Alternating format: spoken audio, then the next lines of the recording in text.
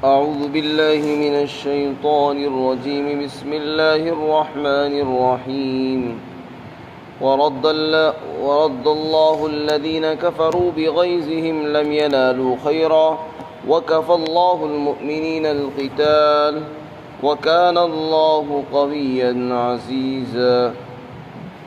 وأنزل الذين ظاهروهم من أهل الكتاب من صياصيهم وقذف في قلوبهم الرعب فريقا تقتلون وتأسرون فريقا.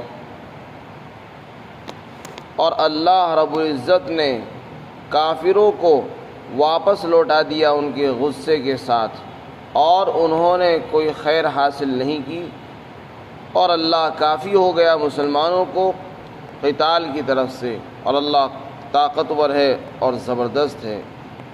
اور اللہ نے ان لوگوں کو اہل کتاب میں سے ان لوگوں کو نیچے اتار دیا جنہوں نے کافروں کی مدد کی ان کے محلات سے، ان کے قلعوں سے، اور اللہ نے ان کے دلوں میں رعب ڈال دیا. اور ایک جماعت کو تم قتل کر رہے تھے اور ایک جماعت کو تم قیدی بنا رہے تھے.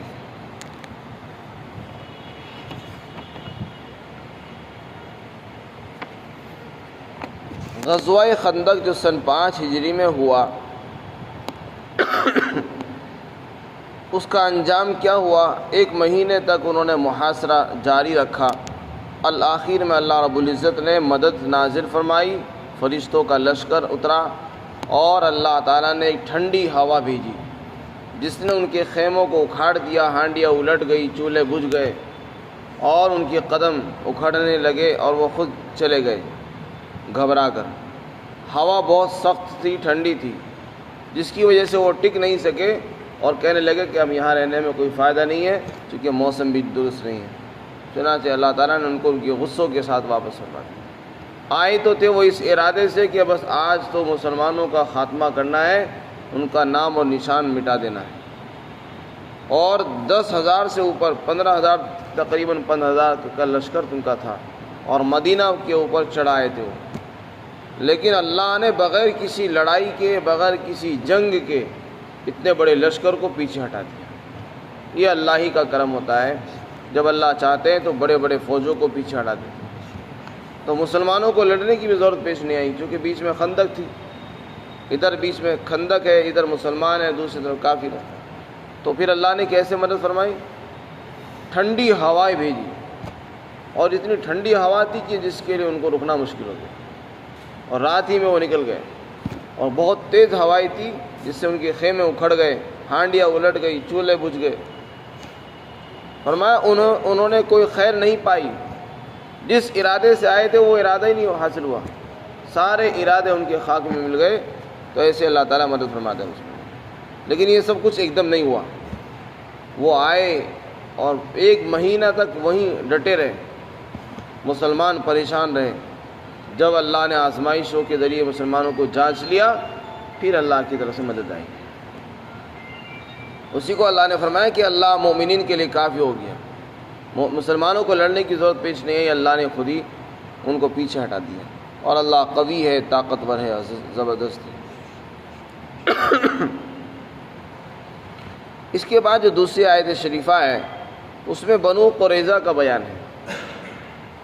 یہ بات پہلے آ چکی ہے کہ مدینہ منورہ کے اندر 3 قبیلے رہا کرتے تھے. ایک تو خاص شہر میں رہتا تھا، اور ایک شہر سے باہر ایک کنارے پر بنو نذیر رہتے تھے، اور شہر سے دوسرے کنارے یعنی شہر سے باہر 3-4 میل کے فاصلے پر بنو قریظہ کے نام سے خاندان رہتا تھا یہود کا. جب آپ صلی اللہ علیہ وسلم ہجرت کر کے مدینہ تشریف لائے تھے تو مدینہ میں 2 خاندان تھے جن کو انصاری کہا جاتا ہے. پہلے ان کا نام تھا اوس اور خزرج، یہ مشرک تھے، یہ مسلمان ہو گئے تھے. اور 3 یہودیوں کے خاندان تھے. تو آپ نے مصلحت کے پیش نظر ان کو اپنے ساتھ ملا لیا تھا، اور ان سے ایک معاہدہ کیا جس کو ایگریمنٹ کہتے ہیں. ان سب کو بلایا کہ دیکھو ہم یہاں رہیں گے، تم بھی یہیں رہتے ہو، ہم یہ چاہتے ہیں کہ سب سکون کے ساتھ، اطمینان کے ساتھ، شانتی کے ساتھ رہو، آپس میں کوئی لڑائی نہیں ہوگی، نہ ہم تمہارے ساتھ لڑیں گے نہ تم ہمارے ساتھ لڑو گے. بلکہ اگر کوئی دشمن تمہارے اوپر حملہ کرے گا تو ہم تمہاری مدد کریں گے، اور کوئی دشمن ہمارے اوپر حملہ آور ہو تو تم کو ہماری مدد کرنی ہوگی۔ تو ملک اور شہر کو چلانے کے لیے اور امن اور امان کو باقی رکھنے کے لیے یہ صورتحال ضروری ہوتی ہے۔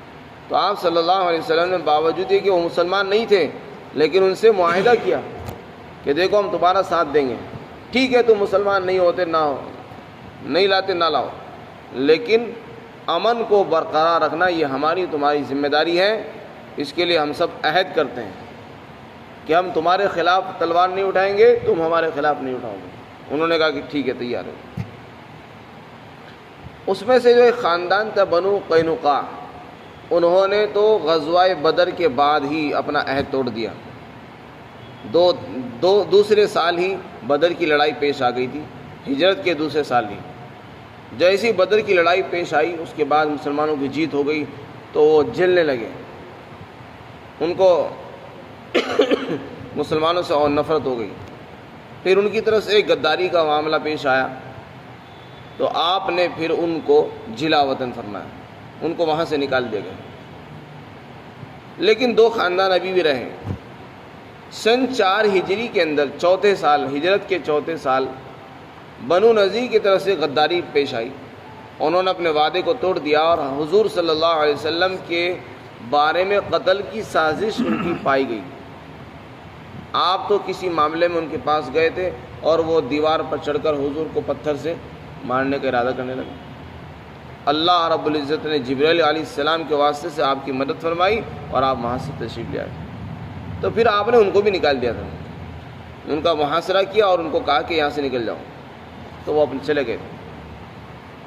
لیکن یہ لوگ چلے گئے تھے خیبر میں جا کر رہنے لگے۔ خیبر میں جب رہ رہے تھے تو خیبر میں رہنے کے باوجود بھی وہاں سکون سے نہیں بیٹھے۔ اسی کا جو سردار تھا حیی بن اخطب اور دوسرے لوگ یہ مکہ پہنچے اور انہیں معلوم تھا کہ مسلمانوں کی مکہ والوں کی آپس میں لڑائی چل رہی ہے، تو یہ لوگ مکہ پہنچے اور مکہ والوں کو بھڑکایا اور ان کو آمادہ کیا کہ تم مسلمانوں کو اگر خاتمہ کرنا چاہتے تو ہمارا ساتھ دو، ان کو جڑ سے مٹائیں گے۔ چنانچہ اس میں یہ یہودی لوگ تھے جن کو مدینے سے نکالا گیا تھا اور یہ خیبر میں چلے گئے تھے، پھر خیبر سے مکہ پہنچے اور وہاں لوگوں کو تیار کیا، آمادہ کیا، قریشی تیار ہو گئے۔ پھر ایک بہت بڑا خاندان عرب کا تھا، اس کو غطفان کہتے ہیں، بنو غطفان، ان کے پاس گئے، ان کو بھی تیار کیا، وہ بھی تیار ہو گئے۔ اسی طرح قریش کا جو ایک دوستانہ قبیلہ تھا، خاندان تھا، وہ بھی تیار ہو گئے۔ وہ بنو غطفان کے جس سے دوستی تھی انہوں نے ان کو بلایا، وہ بھی تیار ہو گئے۔ یہودیوں کی جس سے دوستی تھی ان کو تیار کیا، وہ بھی تیار ہو گئے۔ تو اس طریقے سے 5-6 قبیلے خاندان بڑے بڑے ہو گئے۔ پھر یہ سن 5 ہجری میں مدینہ پر چڑھائے تھے، جس کو خندق کہا جاتا ہے۔ یہ جو خندق کی لڑائی ہوئی ہے اس کی تمہید یہی لوگ کرنے والے تھے جن کو مدینہ سے نکالا تھا۔ یہ خیبر پہنچے، خیبر سے انہوں نے پلاننگ کی اور قریشیوں کو سب کو لے کر چڑھائے تھے مدینہ میں۔ جب یہ مدینہ پہنچے دیکھا خندق آگے ہے، راستہ بند ہے، آگے اندر نہیں جا سکتے، تو پریشان ہوئے۔ تو انہی کا ایک سردار جس کا نام حیی بن اخطب ہے، یہ اس قبیلے کے پاس پہنچا جو مدینہ میں رہتا تھا ابھی تک۔ مدینہ میں 2 یہودیوں کے 2 خاندان تو نکل چکے تھے، ایک ابھی تک موجود تھا جو مدینہ سے 4 میل کے فاصلے پر تھا۔ اس نے موقع پا کر ان کے پاس پہنچا۔ جب وہاں کے سردار کعب بن اسد نے اس کو دیکھا تو اس نے دروازہ بند کر لیا۔ وہ اس سے بچنا چاہتا تھا۔ اس نے بہت اصرار کیا اور یہ کہا کہ تم اپنا معاہدہ توڑ دو، دوستی تمہاری جو دوستی محمد صلی اللہ علیہ وسلم سے ہے اس کو ختم کرو، اور آج وقت ہے ان کو ختم کرنے کا۔ مسلمانوں کو اگر نمٹانا چاہتے ہو بس آج موقع ہے، دوبارہ مت کہنا، ہم سب آئے ہیں، اب تمہیں ہمارا ساتھ دینا ہوگا۔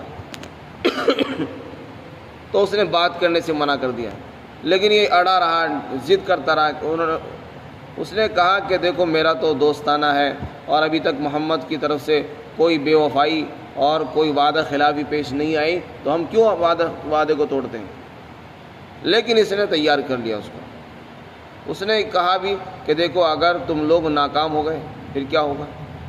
مسلمان جیت گئے اور تم ناکام واپس چلے گئے تو پھر تو ہماری تو شامت آ جائے گی، ہمارا کیا بنے گا، ہم تو مارے جائیں گے۔ اس نے کہا کہ اگر ایسی صورتحال ہو گئی کہ ہم واپس چلے گئے اور مسلمان تمہارے خلاف لڑنے لگے تو میں تمہارا ساتھ دوں گا، بس میں تمہارے ساتھ تمہارے قلعے میں داخل ہو جاؤں گا، بس جو تمہارا انجام ہوگا وہ میرا بھی انجام ہوگا۔ یہ کہہ دیا تو وہ فوراً تیار ہو گیا۔ اس نے کہا ٹھیک ہے، میں اپنی دوستی توڑتا ہوں مسلمانوں سے۔ اس نے مسلمانوں سے اپنا معاہدہ ختم کر دیا۔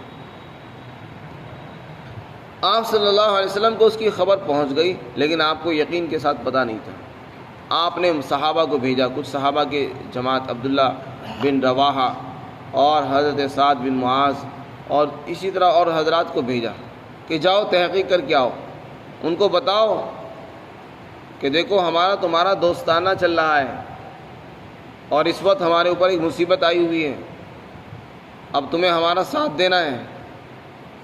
یہ ساری باتیں کرنے کے لیے ان کو بھیجا اور یہ فرمایا کہ دیکھو تمہارا معاہدہ ہے اس وقت۔ انہوں نے کہا ہم نہیں جانتے کون سا معاہدہ، کیسا معاہدہ، نہ ہم محمد کو جانتے نہ تم کو جانتے، صاف انکار کر دیا۔ تو اس سے مسلمان سمجھ گئے کہ انہوں نے معاہدہ ختم کر لیا، تو انہوں نے آ کر بتا دیا۔ آپ صلی اللہ علیہ وسلم سمجھ گئے کہ انہوں نے اپنا معاہدہ ختم کر لیا۔ تو یہ خندق کے موقع پر ایک تو اتنے بڑے دشمنوں کی جماعت تیار تھی، دوسرے جو مسلمانوں کے ساتھ رہنے والے لوگ تھے وہ بھی غداری کر کے بیٹھ گئے، تو مسلمان چاروں طرف سے جھنجھوڑ دیے گئے تھے۔ لیکن آپ نے ابھی تک حکمت عملی کے ساتھ خاموشی اختیار کی، ان سے چھیڑ چھاڑ نہیں کی۔ یہ کہا کہ ان سے بعد میں نمٹیں گے، پہلے جو جماعتیں آئی ہوئی ہیں قریشی اور غطفانی لوگ اور بنو اسد اور بنو سلیم اور مختلف یہودیوں کے خاندان جو یہاں چڑھ کر آئے ہیں، پہلے ان سے مقابلہ ہوگا، بعد میں ان سے بات کریں گے۔ چنانچہ پہلے آپ نے قریشیوں سے مقابلہ کیا، پھر جب اللہ کی مدد آئی، ٹھنڈی ہوائیں چلی اور ان کے خیمے اکھڑ گئے تو یہ واپس چلے گئے۔ 1 مہینہ تک یہ لڑائی چلی۔ آپ صلی اللہ علیہ وسلم اپنے گھر تشریف لے آئے، اپنے گھر پر تشریف لے آئے، ہتھیار اتار دیے اور نہا رہے تھے۔ جبرائیل علیہ السلام اوپر سے تشریف لے آئے کہ حضرت ہم نے تو ابھی تک ہتھیار نہیں کھولے ہیں اور آپ نے ہتھیار بھی کھول دیے، چلیے اللہ کا حکم ہے، اللہ تعالیٰ فرماتے ہیں بنو قریظہ کے پاس جاؤ اور انشاءاللہ تمہاری فتح ہوگی۔ تو آپ صلی اللہ علیہ وسلم تیار ہو گئے، نکل پڑے اور مسلمانوں کو کہہ دیا کہ بنو قریظہ پر چڑھائی کے لیے جانا اسی وقت نکلنا ہے، اور کوئی بھی آدمی عصر کا وقت ہو رہا تھا، فرمایا عصر کی نماز بھی نہیں پڑھنی ہے، اسی وقت نکلنا ہے اور عصر کی نماز بھی وہیں جا کر پڑھیں۔ چنانچہ صحابہ اکرام بھی نکل گئے۔ عصر کی نماز کا وقت ہو چکا تھا، تو اس لیے جب درمیان راستے میں پہنچے تو عصر کی نماز کا وقت قضا ہونے لگا۔ تو کچھ صحابہ نے سوچا کہ جب نماز قضا ہو رہی ہے تو لہذا پڑھ لینی چاہیے، تو راستے میں کچھ لوگوں نے راستے میں نماز پڑھ لی اور بہت سے لوگوں نے بنو قریظہ کے محلے میں جا کر نماز پڑھی۔ تو آپ نے کسی کو کچھ نہیں کہا، مقصد یہی تھا کہ یہاں شہر میں نماز نہ پڑھیں، جلدی نکلیں، چونکہ اللہ کی جو منشا تھی وہ یہی تھی کہ خندق سے فارغ ہوتے ہی وہاں جاؤ، کیونکہ ان کی غداری پہلے سے ظاہر ہو چکی تھی۔ وہ چونکہ دشمن ہمارے سروں پر کھڑے تھے اس لیے ان کو کچھ نہیں کہا گیا تھا۔ چنانچہ آپ صلی اللہ علیہ وسلم نے ان کا گھیراؤ کیا اور 25 دن تک ان کو گھیر کر رکھا، ان کے محلات، ان کے قلعوں کو گھیر دیا، پڑاؤ ڈالا، جس کی وجہ سے وہ بل بلانے لگے۔ پہلے جب انہوں نے دیکھا مسلمان آ رہے تو انہوں نے اپنے دروازے بند کر لیے اور اندر قلعوں میں بند ہو گئے، محفوظ ہو گئے، لیکن پریشان ہو گئے۔ ان کا جو سردار تھا اس نے اپنے قوم کے لوگوں کے سامنے 3 رائے پیش کی کہ دیکھو اگر تم اپنی نجات چاہتے ہو، اپنی جان، اپنی مال، اپنی عزت، اپنی آبرو کو بچانا چاہتے ہو تو میری رائے یہ ہے کہ تم محمد صلی اللہ علیہ وسلم پر ایمان لے آؤ، کیونکہ مجھے یقین ہے کہ وہ نبی ہے اور یہ وہی نبی ہے جن کا تذکرہ تم اپنی کتابوں میں پڑھتے ہو، لہذا میری رائے یہ ہے کہ تم ان پر ایمان لے آؤ، اس سے تمہاری جان بچ جائے گی، تمہاری عورتیں بچ جائیں گی، بچے محفوظ، تمہارے مال، تمہارے باغات، زمینیں سب محفوظ ہو جائیں گے۔ انہوں نے کہا کہ نہیں، ہم اپنے باپ دادا کا دین نہیں چھوڑ سکتے، اس کی رائے کو ٹکرا دیا۔ اس نے کہا کہ پھر ایک دوسری رائے ہے کہ اپنی عورتوں کو اپنے بچوں کو اپنے ہاتھوں سے قتل کر دو اور تم ننگی تلواریں لے کر مسلمانوں کے مقابلے پر اتر آؤ، تاکہ اگر ہم قتل ہو گئے تو ہمیں ڈر تو نہیں ہوگا کہ ہمارے بچوں کا کیا حال ہوگا، ہماری عورتوں کا کیا ہوگا جب تم اپنی عورتوں کو اپنے ہاتھوں سے مار دو گے۔ کہنے لگے ان کا کیا قصور ہے، ان کو کیوں مارے ہم اپنے ہاتھوں سے؟ اس کو بھی تیار نہیں ہوئے اور نہ مسلمان ہونا انہوں نے منظور کیا۔ بالآخر جو ہے انہوں نے پیغام بھیجا کہ آپ صلی اللہ علیہ وسلم کے پاس ایک آدمی بھیجا اور یہ کہا کہ آپ ابو لبابہ کو ہمارے پاس بھیج دیجیے، ہم ان سے مشورہ کرنا چاہتے ہیں۔ ابو لبابہ جو صحابی ہیں، وہ جس قبیلے سے تعلق رکھتے تھے ان کا زمانہ جاہلیت میں بنو قریظہ کے ساتھ دوستانہ تھا، تو انہوں نے ان کو بلایا اور مشورہ کرنے لگے اور پوچھا کہ آپ کی کیا رائے ابو لبابہ، جیسے محمد ہمیں کہہ رہے ہیں کہ نیچے اتر آؤ نیچے اتر آؤ، تو کیا ہم نیچے اتر آئے؟ کہنے لگے ہاں اتر آؤ، نیچے اترنا پڑے گا آپ۔ لیکن حلق کی طرف اشارہ انگلی کر کے انہوں نے اشارہ کر دیا کہ ایسے ہوگا، نیچے اتر آؤ لیکن تمہیں ذبح کیا جائے گا، یعنی قتل کر دیا جائے گا۔ بس انہوں نے جو اشارہ کیا یہ تو کہہ تو دیا، لیکن بعد میں ان کو شرمندگی ہوئی کہ میں نے تو نبی کے راز کو فاش کر دیا، میں نے اپنے نبی کی بات، اپنے سردار کی بات کو ظاہر کر دیا ہے جو مجھے کرنی نہیں چاہیے تھی، یہ تو امانت میں خیانت ہو گئی۔ مطلب جو مشورے کی بات تھی اس کو اندر تک رہنا چاہیے، نہ کہ سب کو بتا دینا چاہیے۔ چنانچہ جب ان کو اپنے عمل پر شرمندگی ہوئی تو خود آئے اور مسجد نبوی میں سیدھے پہنچ گئے اور مسجد نبوی کے ستون سے اپنے آپ کو باندھ دیا اور کہنے لگے کہ جب تک اللہ ہی میری توبہ قبول نہیں فرمائے گا، اللہ کے رسول نہیں کھولیں گے، میں نہیں کھولوں گا۔ جب آپ صلی اللہ علیہ وسلم نے دیکھا کہ بہت دیر ہو گئی، وہ اب تک نہیں آئے، کیا بات؟ آپ کو پتہ چلا کہ وہ تو ایسا ہو گیا کہ انہوں نے ایک غلطی کی اور اس غلطی کی سزا میں انہوں نے اپنے آپ کو باندھ دیا۔ فرمایا کہ اگر وہ میرے پاس آ جاتا تو میں اس کے لیے استغفار کرتا، اللہ تعالیٰ توبہ قبول فرما لیتا، لیکن چونکہ اس نے اپنا معاملہ اللہ کے سپرد کیا ہے، اب تو بس اللہ ہی اس کو کھولے گا، تو آپ نے بھی نہیں کھولا۔ پھر ان کی شان میں آیتیں نازل ہوئی، اللہ نے ان کی توبہ قبول فرمائی تو لوگ ان کی توبہ کا اعلان ہوا، لوگ ان کو کھولنے کے لیے بڑے، فرمایا کہ نہیں مجھے نہیں کھولنا ہے، میں تو نبی کے ہاتھوں سے ہی کھولنا منظور کروں گا، اگر کوئی اور کھولے گا تو نہیں کھولے۔ چنانچہ آپ تشریف لائے، صبح میں فجر کی نماز میں جب آپ تشریف لائے تو آپ نے اپنے ہاتھوں سے ان کو کھولا، اس کے بعد وہ کھلے۔ غرض یہ کہ ان کو معلوم ہو چکا تھا کہ ہمارا کیا انجام ہونے والا۔ جب وہ بلبلانے لگے، 25 دن ہو گئے، عورتیں ابو لبابہ کو دیکھ کر رو رہی تھی تو پریشان ہو گئے، انہوں نے پیغام بھیجوا دیا رات میں۔ ایک رائے ان کے سردار نے یہ بھی دی تھی کہ ایک تیسری رائے یہ ہے کہ ہم رات میں، یوم السبت کی رات ہے، یوم السبت جو دن ہوتا ہے ان کے یہاں مقدس دن ہوتا ہے، یعنی جس کو ہم بار کہتے ہیں، بار کا جو دن ہے ان کے یہاں مقدس دن ہے، جیسے مسلمانوں کے یہاں جمعے کا دن ہے، عیسائیوں کے یہاں اتوار کا دن مقدس دن ہے۔ تو انہوں نے سوچا کہ مسلمان تو غافل ہوں گے اور یہ سوچ رہے ہوں گے کہ یہ مقدس دن میں تو حملہ نہیں کریں گے، ہم اسی دن رات میں اتر کر مسلمانوں پر حملہ کر دیں دھوکے سے، تو اس کو بھی انہوں نے منظور نہیں کیا تھا۔ غرض یہ کہ آخر میں انہوں نے اپنا پیغام بھیج دیا آپ کے پاس کہ اے نبی آپ جو فیصلہ کریں ہمیں منظور ہے، لیکن ہم پریشان ہو رہے ہیں، ہمیں یہاں سے نکلوا دیجیے، ہم اتنے سے زیادہ اپنے آپ کو بند نہیں کر سکتے، ہمارے بچے بلبلا رہے ہیں، عورتیں چیخ رہی ہیں، چلا رہی ہیں، لہذا آپ جو فیصلہ فرما دو جلدی سے کر دو، جو کرنا ہے کر دو۔ آخر میں آ کر انہوں نے اپنا ہتھیار ڈال دی تو پھر قبیلہ اوس کے لوگ آگے بڑھے، انہوں نے فرمایا کہ یا رسول اللہ ان کا فیصلہ ہمارے سپرد کر دیں کیونکہ ان کا ہمارا دوستانہ ہے۔ آپ نے فرمایا کیا میں تم ایک آدمی کے سپرد نہ کر دوں، تم میں سے ان سب کے لوگوں کا معاملہ تم میں سے ایک آدمی کے حوالے نہ کر دوں؟ فرمایا وہ کون ہے؟ فرمایا وہ سعد بن معاذ ہے جو تمہارے سردار ہیں۔ سعد بن معاذ رضی اللہ عنہ کی آپ نے وہ فیصلہ سپرد فرما دیا اور یہ کہا کہ سعد تم جو فیصلہ کر دو گے بس وہی ہو جائے گا۔ سعد بن معاذ رضی اللہ عنہ یہ وہی ہیں جن کو خندق کے اندر ایک زخم لگا جس سے ان کی اکحل نام سے ایک رگ تھی وہ کٹ گئی، اور جسے خون بہنے لگا۔ انہوں نے دعا کی کہ اللہ اتنی زندگی تو دے دے مجھے کہ میں بنو قریظہ کا انجام اپنی آنکھوں سے دیکھ سکوں اور میری آنکھیں ٹھنڈی ہو جائیں۔ ان یہودی نے جو غداری کی مسلمانوں کے ساتھ، میں ان کا انجام دیکھنا چاہتا ہوں۔ اللہ نے ان کی دعا قبول فرمائی، ان کا زخم خون بند ہو گیا تھا۔ تو آج وہی فیصلہ کر رہے ہیں ان کے انجام کا۔ آپ نے انہی کے اوپر فیصلہ چھوڑ دیا۔ چنانچہ وہ بیمار تھے، ایک عورت کے مکان میں رہ رہے تھے، ان کو سواری پر لایا گیا تو فرمایا اے لوگوں تمہارا سردار آ رہا ہے، تم کھڑے ہو جاؤ ان کے لیے۔ ان کو سواری سے نیچے اتارنا تھا، اس لیے آپ نے کھڑے ہونے کا حکم دیا۔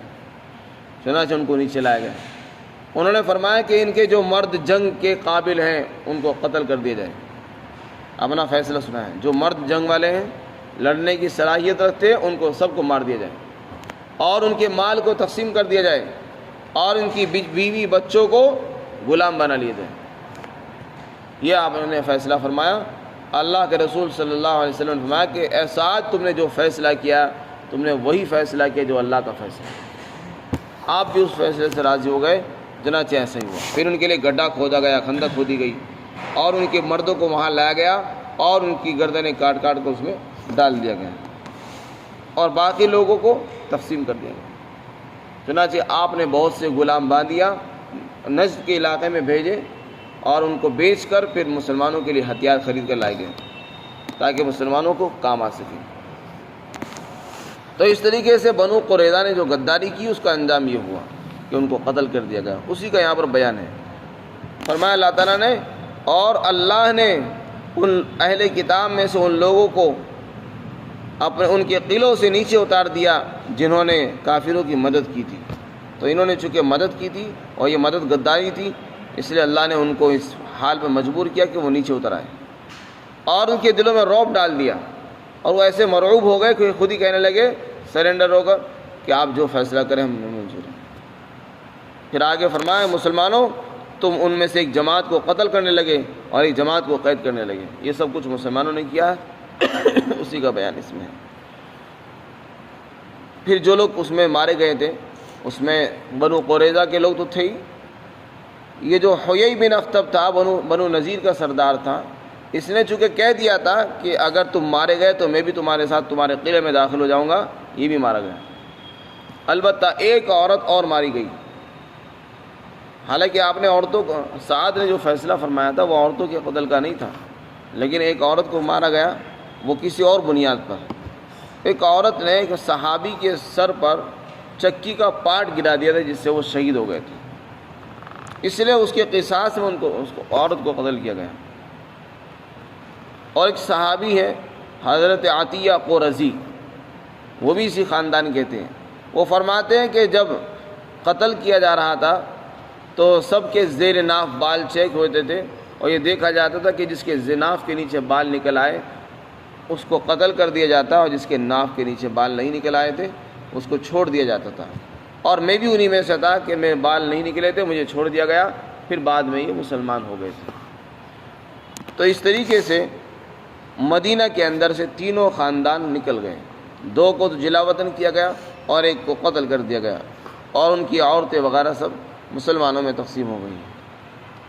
پھر آگے دوسری آیت میں اللہ تعالیٰ نے غزوہ خیبر کے فتح ہونے کا یہ خوشخبری سنائی ہے۔ خیبر وہی ہے جہاں پر یہ بنو نذیر چلے گئے تھے، اس کا بیان کل آئے گا انشاءاللہ۔